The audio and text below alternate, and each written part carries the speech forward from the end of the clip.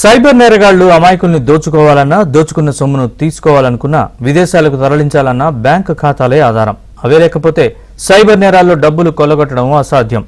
అందుకే వారు బ్యాంకు ఖాతాలు తెరవడానికి దళారీ వ్యవస్థను ఆశ్రయిస్తారు. వారి ద్వారా డబ్బులు ఆశ చూపి ఆ ప్రలోభానికి లొంగే బ్యాంకర్లకు వలవేస్తారు.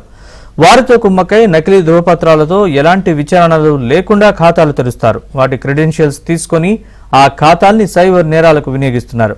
ఇలా నకిలీ ధృవపత్రాలతో బ్యాంకు ఖాతాలు ఓపెన్ చేయడం ఒక ఎత్తు అయితే ఆయా ఖాతాల్లో రోజు లక్షల్లో డబ్బులు వచ్చి పడుతున్న బ్యాంకర్లు పట్టించుకోకపోవడం మరొక ఎత్తు. నిజానికి ఆర్బీఐ నిబంధనల ప్రకారం ప్రతి బ్యాంకు ఖాతాపైన అధికారుల నిఘా ఉండాలి.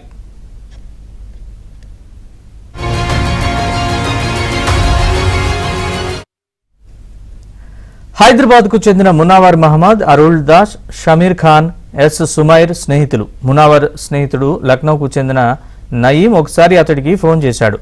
లక్నోలో చిన్న పని ఉంది, అది పూర్తి చేసుకుని వెళ్తే డబ్బులు కూడా వస్తాయి, నీతో పాటు మరో ముగ్గురిని తీసుకురా అని చెప్పాడు. తన మాట విని లక్నోకు చేరుకున్న నలుగురు స్నేహితులకు రాచమర్యాదలు చేశాడు.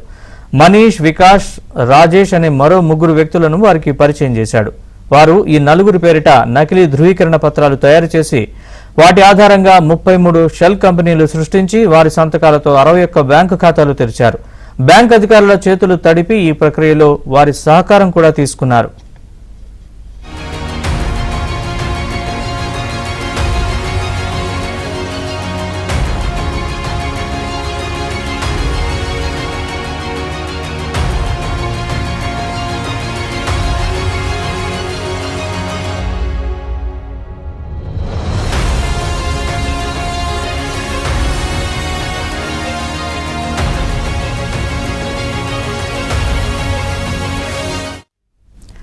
వచ్చిన పని అయిపోయిందని చెప్పి ఆ నలుగురు స్నేహితుల చేతిలో కొంత డబ్బు పెట్టారు. కంపెనీలకు బ్యాంకు ఖాతాలు తీయడానికి పిలిపించాం, వాటి వల్ల మీకు ఎలాంటి ఇబ్బందులు ఉండవని చెప్పి పంపేశారు.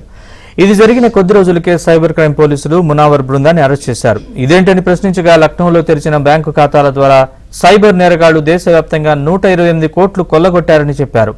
అంతేకాదు బ్యాంకర్ల సహకారంతో ఆ సైబర్ నేరగాళ్లు వివిధ ప్రాంతాల్లో 109 బ్యాంకు ఖాతాల్ని తెరిచి కేవలం 2 ఏళ్లలో 712 కోట్లు కాజేసినట్లు వెల్లడించారు.